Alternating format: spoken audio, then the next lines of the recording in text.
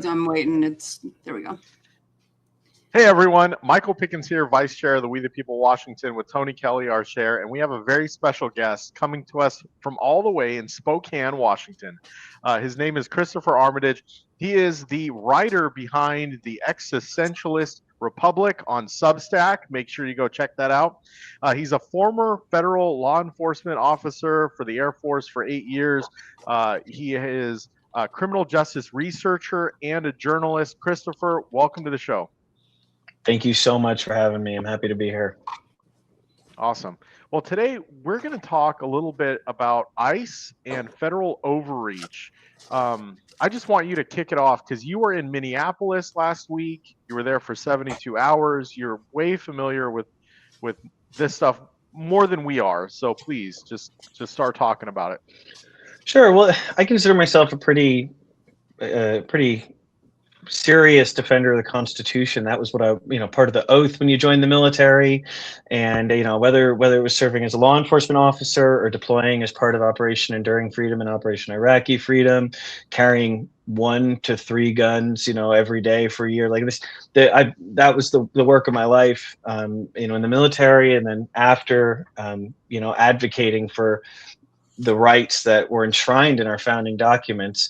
And so going to Minneapolis, especially as a former law enforcement officer, was a powerful experience. I saw some things there that really made me feel like right now the Constitution's dead and maybe we can bring it back, because I saw people who would just be standing on a sidewalk and singing a silly, insulting song and then get tackled by 5 people, and nobody would hear from that person for 3 days while they were kept in a cage without being charged and without medical care, and then just released without charges. And a lot of just every day, that kind of stuff. I had officers scream a bunch of expletives at me and scream "Make America Great Again" because I said, "Please don't shoot me," because they were grabbing their guns because I was filming, and I said they started walking towards me and saying, "Is that a threat?"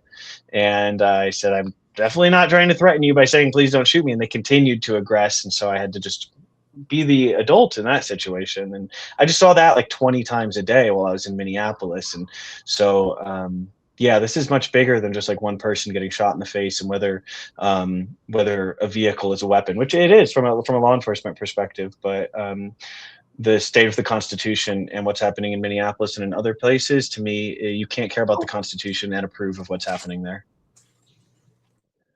Absolutely. So when you say you saw this 20 times a day, you're talking about ICE agents just arresting people for being there, singing silly songs, just offending them? Oh yeah, well they would even chase it, like a protester would be on the sidewalk and be, scream an insult like, F you or that kind of thing, and then the agents would then chase that person. And like there was someone who he was just waving a sign and like screaming, "Get out of our city, we don't want you here." And they chased him down, and they say arrest you. What they mean is beat you, and not provide you medical care. I saw them have people who were like bleeding profusely, and people on the scene would say like, "I'm a medic, please let me help them," and they would say, "No, we have other people coming to help," and so they're denying that person medical care. Activists while I was there got driven off the road. We got a call. We were part of like the ICE response of like video recording for evidence. We went to this one place where just a half hour before, the agents were going door to door in an apartment complex, and some of the doors were kicked in and some weren't, and we're not sure what made them decide which it was okay to kick in and which wasn't. And but it definitely wasn't okay or in accordance with the Fourth Amendment, and same for the First Amendment. You have freedom of speech. You're not impeding an investigation by hurting their feelings. They are not welcome in that city by the people that live there, and it is a disgusting, shameful mark on. I mean, I'm going to use that language because I watched people have their rights trampled, the rights that I proudly signed up for and defended for 8 years, and was even, like I said, but worked in corrections. Like can you go back through that? Because I know we talked about that just before we went live, but just so that people don't think that you're some crazy ass liberal who's going out there and just trying to get in the way, tell us your background. Yeah, absolutely. I spent 8 years in the United States Air Force. I was security forces. I deployed twice. I did presidential security. My master's degree is in Homeland Security. For my capstone research project, I did research on using emerging technology to combat human trafficking. My undergrads are criminal justice and psychology. I was a corrections officer for 1 year and then decided that wasn't for me. And so I care about the Constitution, and the founders would not have agreed that you can just because you hurt somebody's feelings and they have a badge, they can beat you up and throw you in a cage. And the Constitution is also supposed to protect everybody in this country. And as soon as you allow certain groups the Fourth Amendment exists to protect everybody, not just to protect immigrants. But if you can just have unwarranted searches and seizures, or throw anybody who says something insulting about the king, into a cage, then you don't really have a free country. You don't have liberty. You don't have justice. And that's what I care about, is freedom, liberty, justice, the Constitution. Like, we have the things we need to have a good country and to have the freest, country on earth. And I was there on the ground, and if I had acted like that in a law enforcement role, and none of the police officers acted that way, by the way. The Minneapolis Police Department was entirely professional in how they did their job, and there is no world where I saw ICE officers, they'd walk up to somebody on the street, grab their phone, throw the phone, and shove the person onto the ground. That is assault. They should be in handcuffs for that. That person committed no crime, and I just don't know how anybody can, in good faith, defend that behavior. Right. Yeah, that's crazy. And I see people defending it all day long. It drives me nuts. And the door-to-door thing really caught my attention. And so I commented on it, saying, there's the minute that you can justify that for any reason, you have destroyed everything. And the fact that people are justifying it, and I would ask them, so they come knock on your door, and you're going to let them on in? Come on, search my house and I'll give you all my papers. I'm like, that's what you want? It just blows my mind. My dad actually met somebody from Minnesota this weekend who left Minnesota for a few days to get a reprieve because they live in that area. And they said that they can't really, going out into public, like the people that live there now carry their passports with their IDs, because your ID is no longer good enough to prove that you're a U.S. citizen. And so they're going out with their IDs, and they're seeing an influx of people that are not even from their state being brought in to cause chaos. Did you witness anything like that? Yeah, absolutely. People would walk into the crowds, and there was a guy who he walked in and he was completely covered head to toe and disguised, and he just burned a U.S. flag while somebody else filmed, and then they both walked away in separate directions, and people tried to follow that person, and he wouldn't say who he was or identify himself in any way. And this is the police state. This is the thing that we've been warned about for so long, that, when the Patriot Act got passed, they're like, this is what we're headed towards. As soon as you start letting them look at everybody's information, like, our founders didn't create privacy because they wanted people to get away with crime. They understood that to have a free and fair nation, your property is yours. You are sovereign. It is you, the state, and the federal government. And that is the hierarchy that puts the maximum power in your hands, because we want the keys to power to be in as many hands as possible. Because when you have a king, you have a monarchy, the keys to power, it's in one person's hand. And we want the key to power to be in every person's hand. Right. Yeah. Yeah. That's fantastic. Yeah. I took a look at your website, and you had talked about, you have actually quite a few articles on soft secession. Can you discuss that? Sure. Soft secession as a concept started as more of a companion or synonym for a term, uncooperative federalism, which is basically states saying, if we disagree with what you're doing, we are not going to provide you with resources or aid or even information that could help further your cause.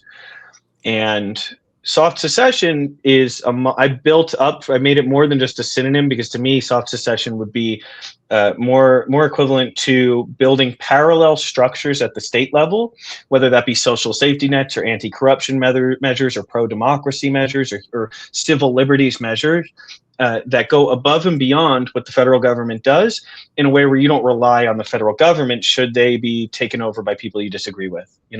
That's the greatest power we have. Is when I first got involved with the Libertarian Party years ago, even though I'm not affiliated with any party now, but I remember really being impressed with that idea that half the country is worried every 4 years that the other half is going to be in charge. And I don't want to draw a false equivalence, because I have my own personal beliefs about that, and I don't think that's the same. But what I advocate for is the idea that I want Texas to run Texas how they want, California to run California how they want, and most people agree with that in both places. And so soft secession is this idea of saying we can return our management and our policy to something that works better for our state, rather than just the whims of the federal government every 4 years. And I've also recently, I'm going to be submitting to some different journals, but I've brought a new term into play.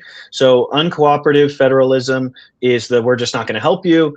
It's the equivalent of showing up, quiet quitting at work. You show up and you don't help with anything, but you wait for them to fire you. Soft secession is, hey, I'm going to have a side hustle. So I show up to work, I don't do anything, and also I have a side hustle. So oppositional federalism is the next level. If the federal government becomes tyrannical and no longer respects the Constitution or civil liberties or the sovereignty of states or individuals, the next level is we are going to pass criminal policies to arrest for corruption. So if a U.S. senator commits a crime, well, if the domestic violence, U.S. senator commits domestic violence, the local police handle that, not the FBI. Why should bribery be any different? And so that's one example of oppositional federalism, is we are going to actively take power away from you because you can't be trusted with it. One example that comes to mind is recent cannabis laws, right? So there's 20 states that have legalized cannabis, opposition to the federal government that has it completely illegal, right? So their states have basically said, yeah, screw the federal government. We're creating our own rules around cannabis, regardless of what the federal government has. Schedule 1, I guess it's Schedule 3 now. But, does that kind of fall in line? Yeah, well, that actually gets into a really important conversation about the term nullification. Some folks might know about jury nullification, where a jury can say, this is the law, but we're not going to convict this person, because actually a jury can just decide whatever they want, regardless of the law. And all the jury could agree to not convict somebody, even if they broke the law for whatever reasons they choose. And the same can work at the state level. So if the federal government is overreaching and doing things that are wrong, states can just say, make us follow your rules, or we're going to do what we want to do. Good luck enforcing it. And so that actually rolls into another piece of oppositional federalism, is tax escrow policy. So Republicans during the Obama administration in several states proposed laws to order all employers in that state, including Washington, to divert taxes to an escrow account for holding until constitutional standards were restored. They felt that the Obama administration was not meeting constitutional standards, so they're not following their half of the social contract. So we need to respond nonviolently in a way that puts pressure on them. Now, I've written some more model legislation with the Existentialist Republic team that promotes red line laws, trigger laws. So what is the line that if the federal government crosses it, we have our own tax escrow legislation? And I think every state should have that conversation. Like, hey, if you send unwelcome federal troops into our voting places, states are in charge of voting. If you nullify our elections, if you send troops in, if you try to cancel the elections, we have to take substantial measures. That's the rational thing to do. It's not reactionary. And so that's an example, like you're saying, nullification. It's like, this is against the rules, but come and enforce them then. Yeah, absolutely. Wow. All those things I had never thought of before. I got one more. One more I'd love your feedback on, Tony. This is means testing. This is more model legislation, means testing corporate welfare. So right now, if you want to get SNAP, you want to get disability, any of these really valuable social safety nets that I know I value. I'm glad that they exist. You want to get these, you need to show that there's a need. If you make too much money, you don't get them. Okay. Well, we don't really do this with corporations. So right now we have corporations that are spending, they receive tax dollars in the form of write-offs and subsidies and grants, and then they use our tax dollars to fund politicians and political campaigns and lobbyists. And so all this says is if you have enough money to influence elections, then you do not need any taxpayer dollars. And that's a voluntary thing. It is completely legal. There's no nullification involved because this is a voluntary benefit. And you're making a voluntary decision to engage in politics rather than let the people handle that. And you can make that choice if you want to, but then you don't get tax dollars if you have that extra income. That's brilliant. Brilliant. Because that I would consider a form of corruption, right? Like they're taking our taxpayer dollars to give back to the politicians to continue to make the laws that are going to benefit them. And it's a whole messed up cycle. Yeah, well, and any politician who's going to look at you with a straight face and say, who gives me money will not influence my decision. Yeah. That's a deal breaker right there. Yeah. I don't know who, and honestly, if you think about that, even in your personal life, right? I mean, like if somebody loans you money, you're kind of beholden to that person. So, choose who you're going to take that money from because it really does matter. Absolutely. Well, so actually, what's really fascinating? The Roberts Court does not value originalism. It's a lie.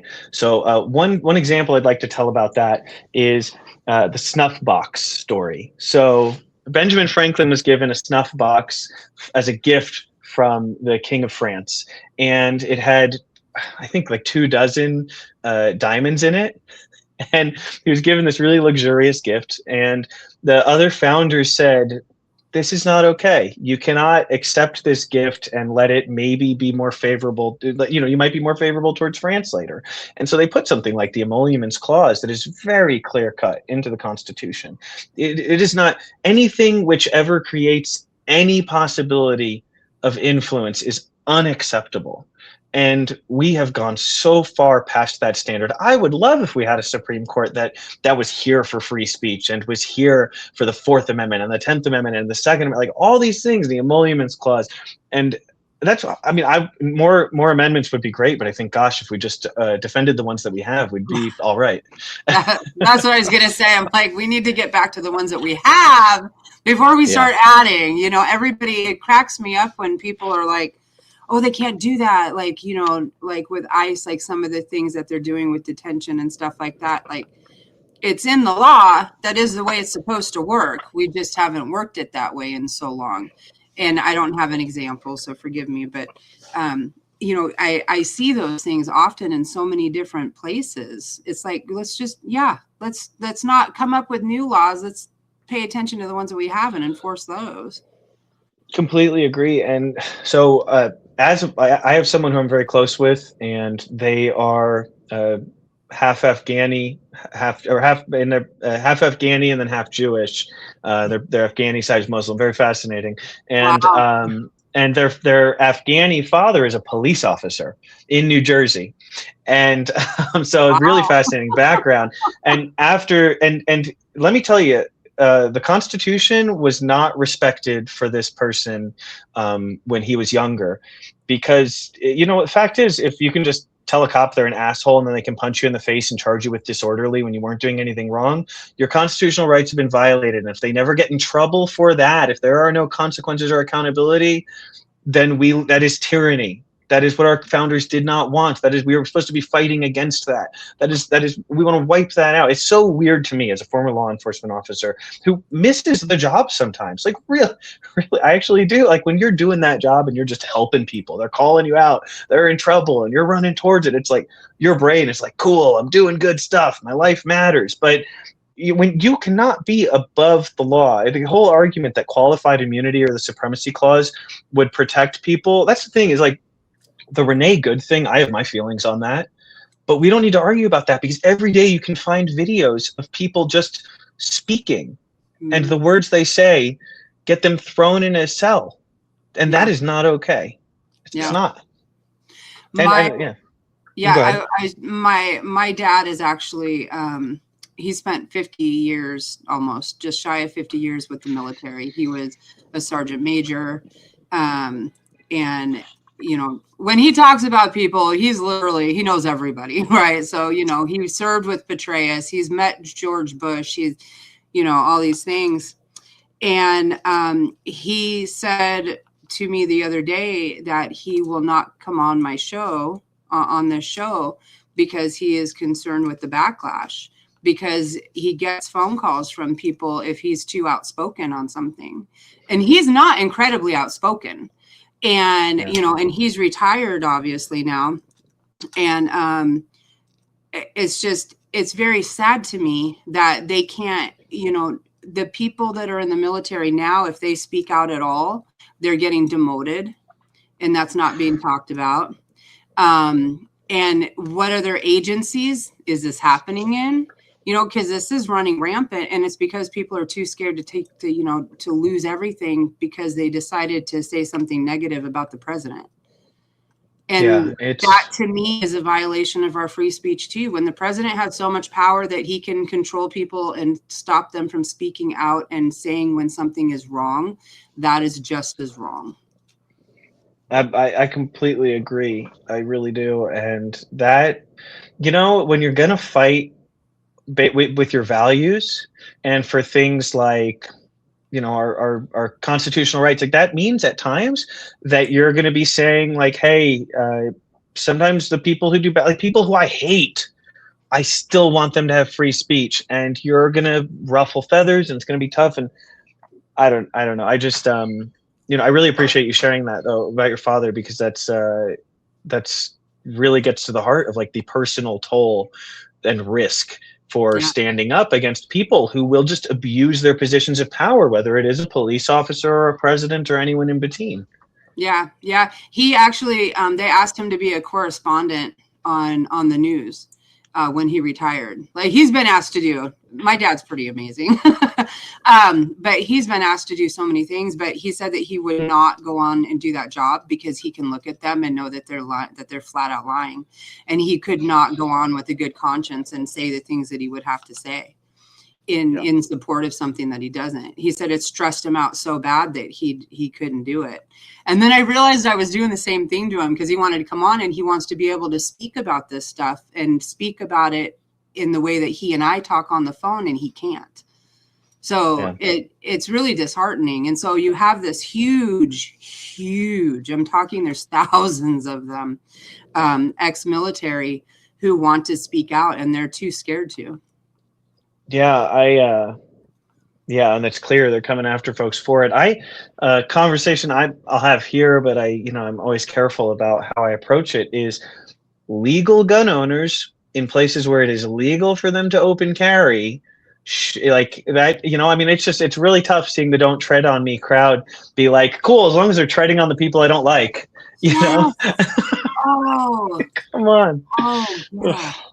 I get called everything from a liberal to MAGA to racist to, I mean, I've been called everything. And right now it's really driving me crazy because it's a lot, because I don't agree with either side and I can see the faults in both. And so it's so disheartening to me to see all of these faults in both sides, and nobody is stopping to take a minute and evaluate what they're actually seeing, and to understand that, the ICE isn't 100% right. The protesters are not 100% right. There is things happening that are wrong, but there's something with our identity right now where if you say that my side's bad or my side isn't 100% right, then you're giving up everything that you believe in, which just, it bothers me.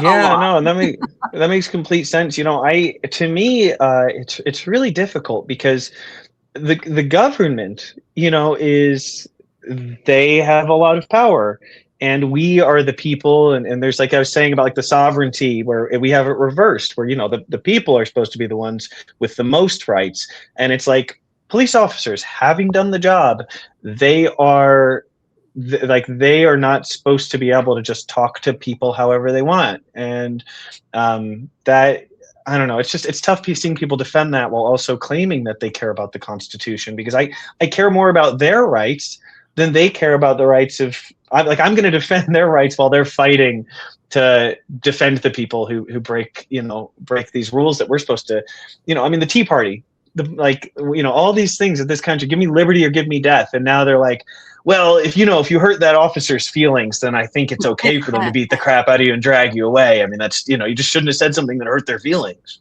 Isn't that funny for them to be the ones talking about feelings? It cracks me up. Right? Like, oh, my poor feelings. Yeah, sorry. Yeah, no, I'm with you. I'm really proud of like the coalition that my work has brought together, because let me tell you something. I have some people who are so far left and some people who are like pretty conservative in a lot of ways. And but that's the thing, is like the left-right dichotomy is not what it is. I don't believe in like being in the middle, because you're just kind of defining yourself by the other sides, right? Like my feelings on taxes don't have anything to do with my feelings on guns, don't have anything to do with my feelings on abortion. These are all different things. You should decide them for yourself. And also the thing that unites this broad coalition of my audience is we want to like respect the rights of other people. We want to end corruption. We want to make sure that children, like people, don't starve. I think like so many of these things are so obvious, and the politicians and the media are just desperate to make us hate each other instead of actually solving these problems. No, you have it totally right. That is 100% what I believe, and that is exactly why I decided to actually do what we're doing, is because I 100% believe that there is, especially in Washington State, like we're so blue, but we're not. Like if we could just barrel through all of the hate and make people see that everybody thinks that homelessness is a problem. Let's just start there. Or everybody thinks that we're being taxed too much.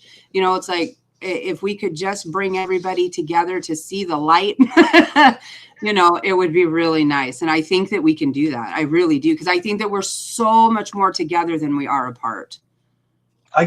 You're speaking my language. I love this. I completely agree. And just a quick note, I'm going to have to hop off in a sec, but non-tax revenue is something I am just trying to talk about everywhere I can. And there's a city council member who I like, but I swear to God, he rolled his eyes when I mentioned it, because he's like, well, if we want to do that, then we need to raise taxes. And I said, I'm trying to not mention personal details about him that would give away who he is, but he has a good education, so he should know better. When I say non-tax revenue, there's ways to make money besides taxing the public that can benefit the public, like the public bus system. I do not want our buses to be run by a private corporation. I like how it is now, and it actually brings in income for the community. And its goal isn't to profit; it's to bring a good service. And if they have revenue, it cycles right back into the community, not into a CEO's pocket. Awesome. Love that. We can do more things like that and benefit the public without raising taxes on people, because it's like I do want you to keep your paycheck. That's fair. And then there's more of a voluntary engagement with the revenue streams of the government based on which services you're engaging with. And that's a back and forth. It's a whole process, but there's this dichotomy of, it's just like tax or no tax. There's other ways to make money. So that's kind of a pet thing for me. Yeah, you would actually love what what my guy's doing here in the legislature. He's on the transportation board, and he actually wants to redo our fuel system and save on our fuel for the ferries, so that we can then turn over that savings onto fixing them. And that's what you're talking about, right? Yep. Look, it's, first of all, there's this attitude. I completely agree. There's this attitude that you want to run everything like a business. And having worked for many private corporations, 5% of them are run well. Most of them, it's quarter to quarter. They are just like, how do we pump up our numbers? How do we give people a worse product so that we can make more profit in the short term? And let's get worse ingredients for our food. There are good companies. Like, Darn Tough socks. I don't get any sponsorship money from them, but they have a lifetime warranty on their socks. That's insane. But not everybody runs like Darn Tough socks. So we shouldn't just be like, give me a CEO to run things. But things where it's like, look, let's just look at how we can provide a better service and work money back in. It's beautiful, and I love to hear that. And I want us to do another conversation where you can tell me about more of that cool stuff. Yes, this is great. You've definitely got to come on again, because this has been fantastic. And I know that you got to run, but I think we've been talking over Michael. Actually, did you have something that you wanted to say? Sorry. Well, we're almost at the 30-minute mark, so this interview Sorry, is Michael. almost done. But no, I just wanted to say, like, the whole "Don't Tread on Me" crowd. It's like back in 2014 when I wrote my book, I created the "Don't Tread on Anyone" flag. Nice. And that's the one that everyone should ascribe to. Like, don't tread on anyone. And see, the "Don't Tread on Me" crowd, it's like, yeah, I get that, but it's like, it's very selfish. You know what I mean? Don't tread on me, but I can tread on you. So we need to just change that whole mentality in our society, is not to tread on anyone in any circumstance for whatever.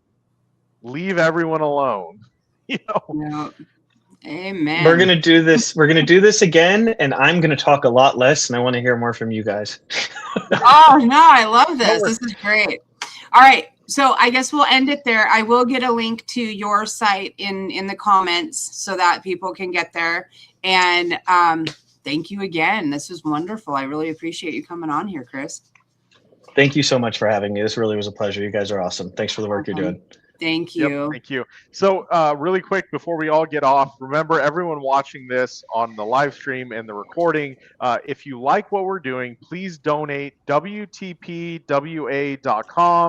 We are continuing to spend money on Facebook ads, promoting these reels, getting our ideas out there, having great guests like Christopher Armitage on the show. So please continue to support us. And for those of you who have donated, thank you so much. Yeah, awesome. Have a great night. Take care.